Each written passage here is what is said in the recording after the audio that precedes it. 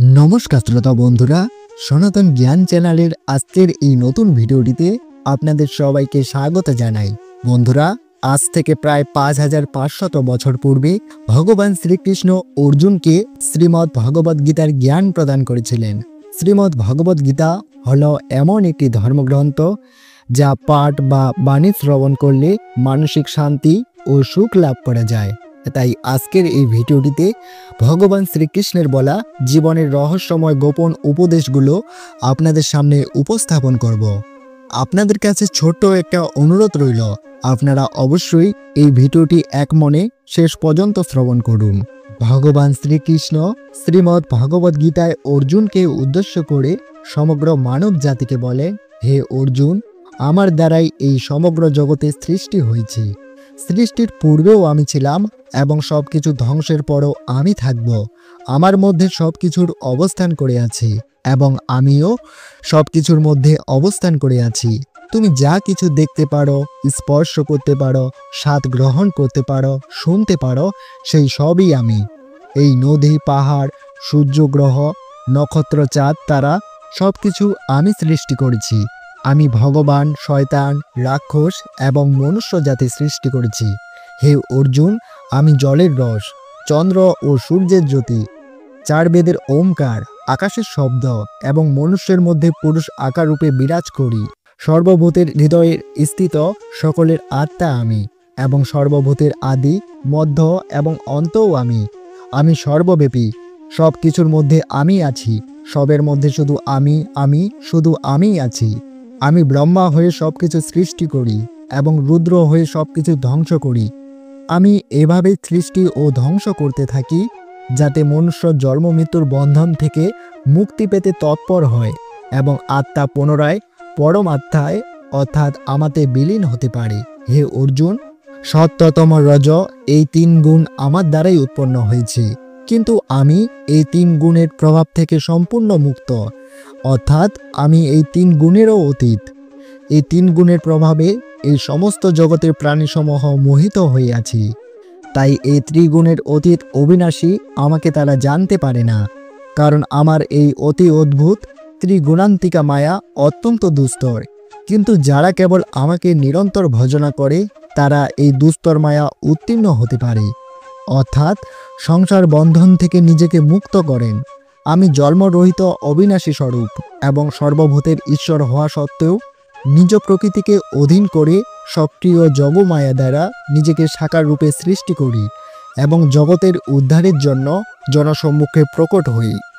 যদি আমরা ভগবান শ্রীকৃষ্ণের কথিত শ্রীমদ্ ভগবদ গীতাকে বিশ্লেষণ করি, তাহলে আমরা বুঝতে পারব যে শ্রীমদ্ ভগবদ গীতার মূল সার কথা হলো 3টি। প্রথমটি হলো সকল কর্ম ঈশ্বরের চরণে সমর্পণ, দ্বিতীয়টি হলো সকল ফল আকাঙ্ক্ষা বর্জন এবং তৃতীয়টি হলো কর্তৃত্ব অভিমান ত্যাগ। আত্মনিবেদনে গীতার আরম্ভ এবং আত্মসমর্পণে গীতার শেষ। ভগবান শ্রীকৃষ্ণ অর্জুনকে লক্ষ্য করে সমগ্র মনুষ্য জাতির উদ্দেশ্যে বলেছেন যে, তপস্বিভ্যধিক যোগী জ্ঞানীভ্যোপি মতোধিক কর্মেভ্যশ্চাধিক যোগী তস্মাদ যোগী ভবার্জুন। যোগী তপস্বীগণ অপেক্ষায় শ্রেষ্ঠ, শাস্ত্রজ্ঞ পণ্ডিতগণ অপেক্ষায় শ্রেষ্ঠ এবং সকাম অনুষ্ঠানকারীগণ অপেক্ষাও শ্রেষ্ঠ। অতএব হে অর্জুন, তুমি যোগী হও। যোগিনামপি সর্বেষাং মদ্গতেনান্তরাত্মনা শ্রদ্ধাবান ভজতে যো মাং স মে যুক্তো তমো মতঃ। সকল যোগীগণের মধ্যে যিনি শ্রদ্ধার সঙ্গে এক মনে নিরন্তর আমারই ভজনা করে তিনি সর্বশ্রেষ্ঠ যোগী, এই আমার মত। হে অর্জুন, কর্মে তোমার অধিকার, ফলে নয়। অতএব কর্ম করো, কিন্তু কর্মফলের আশা করো না। আবার কর্মত্যাগেও যেন তোমার প্রবৃত্তি না হয়। হে ধনঞ্জয়, যোগস্থ কুরু কর্মাণি সঙ্গং ত্যক্তা ধনঞ্জয় সিদ্ধা সিদ্ধো সমো ভূত্বা সমত্বং যোগ উচ্যতে। তুমি আসক্তি ত্যাগ করে এবং সিদ্ধি ও অসিদ্ধিতে সমভাবনাপূর্ণ থেকে যোগস্থ হয়ে সকল কর্ম করো। এই সমর্থকেই যোগ বলা হয়। ভগবান শ্রীকৃষ্ণ অর্জুনকে বলেন যে তোমার অধিকার কেবল কর্ম করার জন্য, ফল ঈশ্বরের হাতে। এই কারণে না তো কর্ম থেকে পলায়ন করা উচিত আর না তো কর্মফলের আশা করা উচিত। যে স্বাদ থেকে মুক্তি পাওয়ার জন্য আহারকেই ত্যাগ করে, বাস্তবে তার মন থেকে স্বাদের লালসা কখনোই যায় না। কিন্তু সে উত্তম যে আহার ত্যাগের পরিবর্তে স্বাদ গ্রহণের লালসাকেই ত্যাগ করে ফেলে। একজন কর্মযোগী নিজের মনের সমস্ত লালসাকে ত্যাগ করে, জীবনে কর্তব্যবোধে কাজ নিশ্চয়ই করে, কিন্তু কোনো কাজে আবদ্ধ হয় না। অর্থাৎ যে ব্যক্তি নিজের কর্ম থেকে আশা এবং আকাঙ্ক্ষা রাখে না, তারই কার্যপূর্ণ হয়। যার মন সফল এবং বিফলতায় সমভাবনাপূর্ণ থাকে, এরূপ ব্যক্তিকেই কর্মযোগী বলা হয়, এবং এরূপ ব্যক্তি জীবনে বারবার সফল হয়। হে অর্জুন, আশায় কামনার উদ্ভব হয়, কামনা থেকে অসন্তোষের উদ্ভব হয়, অসন্তোষ থেকে ক্রোধের উদ্ভব হয়, আর ক্রোধ থেকে মোহের জন্ম নেয়।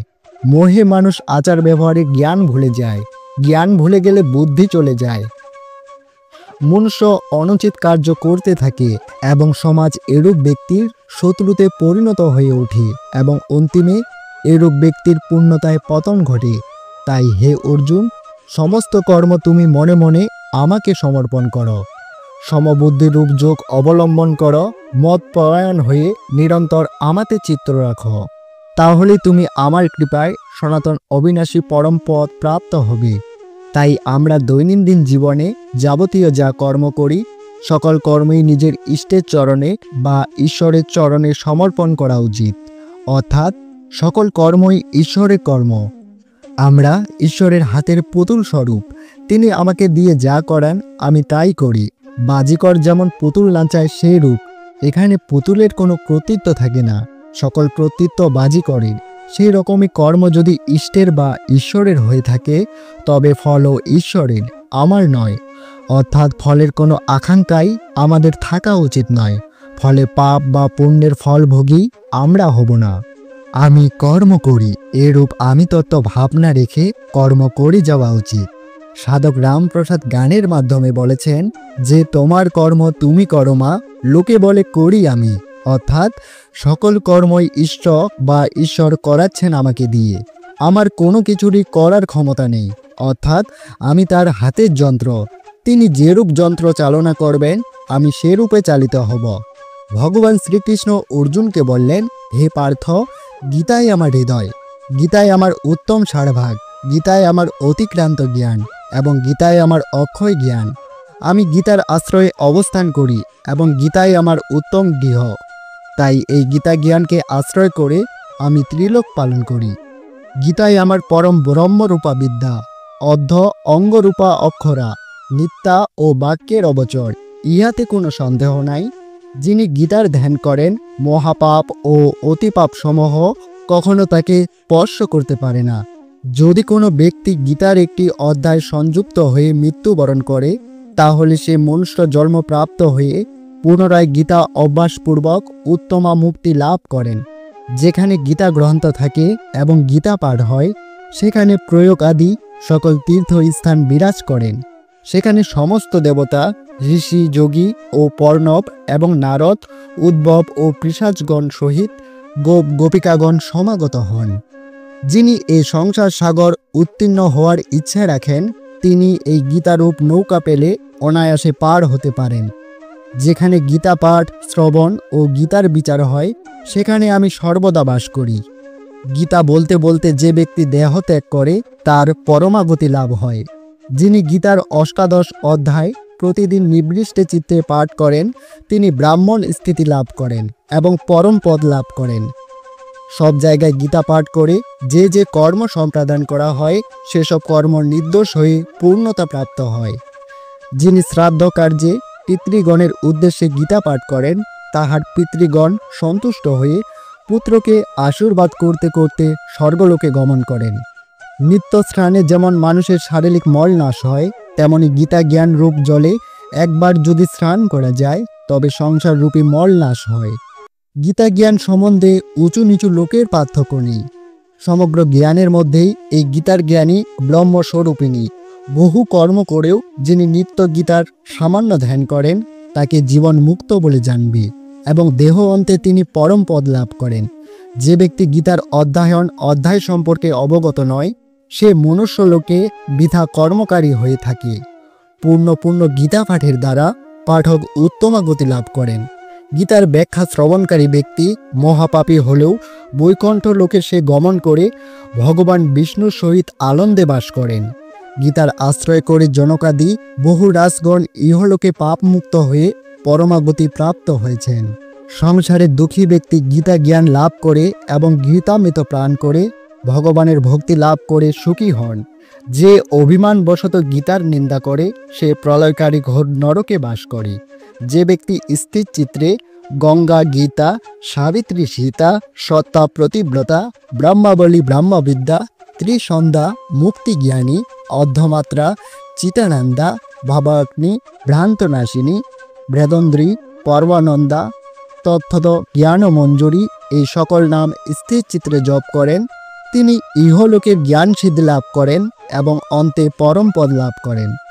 যে গৃহে গীতার আর্চনা হয় সেই গৃহে ভয়ানক অভিশাপজনিত কোনো দুঃখ উপস্থিত হয় না। যে ব্যক্তি একাদশীর দিন গীতা পাঠ করেন তিনি স্বর্গগমনে কোনো অবস্থাতে শত্রু প্রতিপক্ষ পীড়িত হন না। যে জ্ঞান গীতাসম্মত নয় তা আসরিক জ্ঞান, তাহার নিষ্ফল, ধর্মরহিত এবং বেদান্ত বহির্ভূত। অতএব এই ধর্মময় গীতা সর্বজ্ঞান প্রদায়িনী, ইহা সর্বশাস্ত্রের সার এবং বিশুদ্ধ বলিয়া প্রশংসিত। শ্রোতা বন্ধুরা, ভগবান শ্রীকৃষ্ণের বলা জীবনের এই রহস্যময় গোপন উপদেশগুলো আশা করি আপনাদের সমৃদ্ধ করতে পেরেছি। যদি আজকের ভিডিওটি আপনাদের ভালো লেগে থাকে তাহলে অবশ্যই একটি লাইক করুন এবং কমেন্ট সেকশনে জয় শ্রীকৃষ্ণ লিখে জানাতে ভুলবেন না। সকলে ভালো থাকুন, সুস্থ থাকুন। পরম করুণাময় ভগবান আপনার মঙ্গল করুক।